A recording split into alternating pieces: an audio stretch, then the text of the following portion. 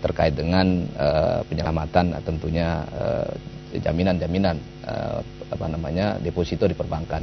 Ini sudah dilakukan. Kemudian likuiditas di perbankan juga sudah mulai dibuka oleh Bank Indonesia dan pemerintah. Ini kalau mungkin kita beralih dulu ke Pak Tun, apakah apa yang terjadi di lantai bursa, kepanikan yang melanda masyarakat bursa ini mencerminkan kepanikan di kalangan konsumen? Baik, jadi sebenarnya kan dampak dari krisis ini adalah dampak psikologis. Dalam artian bahwa dampak psikologis itulah kemudian mempengaruhi para pelaku pasar. Ketika terjadi suatu krisis di suatu pasar bursa, misalnya di Amerika, dampak psikologisnya adalah kekhawatiran.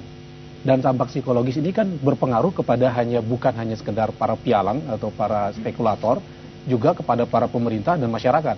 Di Amerika, mereka sudah mulai khawatir tentang dana yang disimpan di fund manager ataupun di bank-bank. Karena kemudian terjadi ras. Kalau terjadi ras berarti kan bank itu menjadi melemah. Kalau melemah berarti kan performance dia di pasar juga akan lemah. Sahamnya anjlok dan terus-menerus. Kemudian secara psikologis berpengaruh kepada seluruh dunia, apakah di pemerintah atau di masyarakat seluruh dunia. Pengaruh psikologisnya adalah kepercayaan. Kalau sudah pengaruhnya adalah kepercayaan, berarti kepercayaan terhadap lembaga keuangan yang sekarang ini mengakibatkan mereka siap-siap untuk menarik dananya. Menarik dananya itu berarti kan secara ekonomi global akan berpengaruh kepada pertumbuhan pasar.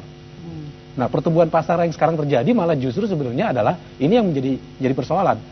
Pertumbuhan pasar itu justru pertumbuhan pasar yang bergerak di sektor non-real. Di sektor real itu tidak bergerak. Dan sektor real sangat menanti-nanti, menunggu-nunggu pertumbuhan di sektor non-real.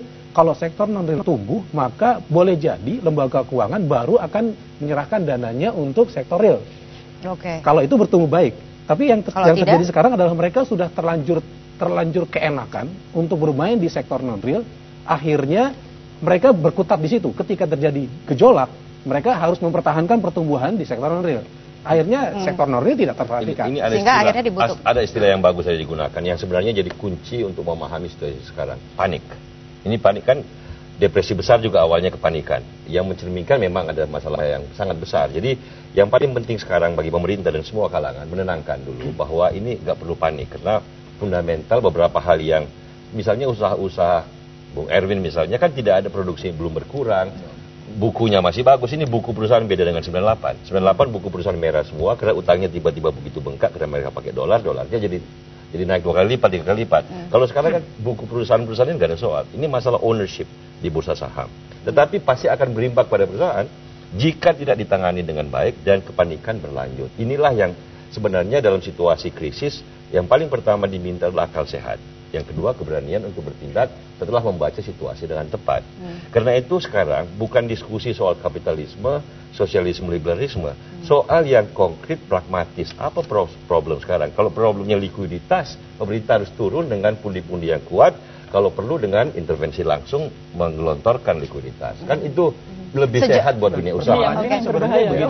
Persoalannya kan justru kalau yang dikatakan masalah kepanikan tadi, persoalannya karena dana masyarakat itu kan sekarang masuk ke lembaga keuangan.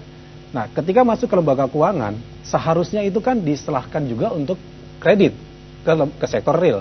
Tapi kenyataannya lembaga keuangan juga ikut bermain di sektor non-real.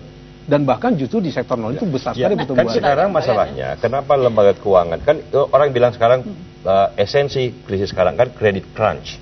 Jadi orang tidak mau minjamkan uang lembaga keuangan tadi karena nggak percaya satu sama lain. Jangan-jangan uang saya nggak dibalikin. Karena itu kalau toh minjam, pinjamannya tinggi sekali. Jadi itu kan masalahnya. Jadi kalau kita mau menyelesaikan persoalan ini, kita tahu dulu masalahnya apa. Kalau kita sapuan besarnya terlalu besar sehingga kita nggak jelas. Bu Henry, masalahnya apa? ya.